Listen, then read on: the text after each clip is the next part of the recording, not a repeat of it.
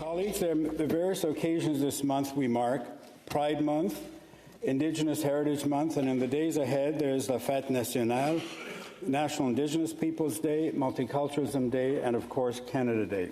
Perhaps the theme that unifies all these days is the great Canadian value of respect. Day after day, we see Canadians calling on political leaders to avoid rancor and toxicity and instead lead with respect and finding common ground. Less false accusations and more real solutions. Less partisanship and more cooperation. As we speak about the major social and economic issues, there are at least two truths in Canada today. The first, the difficult one, which exists in many countries in this post-COVID era, is that life has become extremely tough for many people. The cost of living has risen sharply, housing has become scarce, the environment is getting worse, intolerance and division is growing, and people are concerned about the future. There is a second, more hopeful truth, that inflation has dropped as precipitously as it rose just a couple of years ago. The Bank of Canada is the first in the G7 to reduce interest rates as they did 2 weeks ago.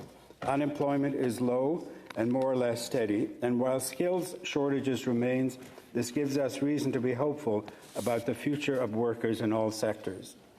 The historic deficit exists because the federal and provincial governments opened the coffers to save people's lives during the COVID epidemic and provide essential subsidies, to save small businesses and big businesses and prevent people from being thrown out of their homes and as their incomes disappeared overnight.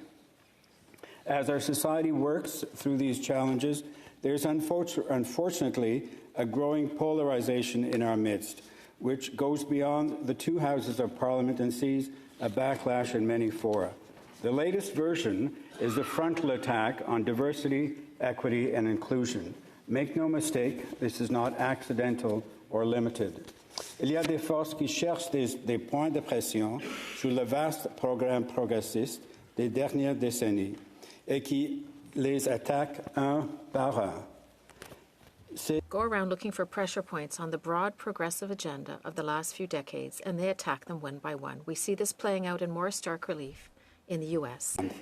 LGBTQ rights, Indigenous rights, Quebec, multiculturalism in Canada itself. Yes, it is time to celebrate, but also be vigilant to protect these Canadian values more now than ever before. Thank you.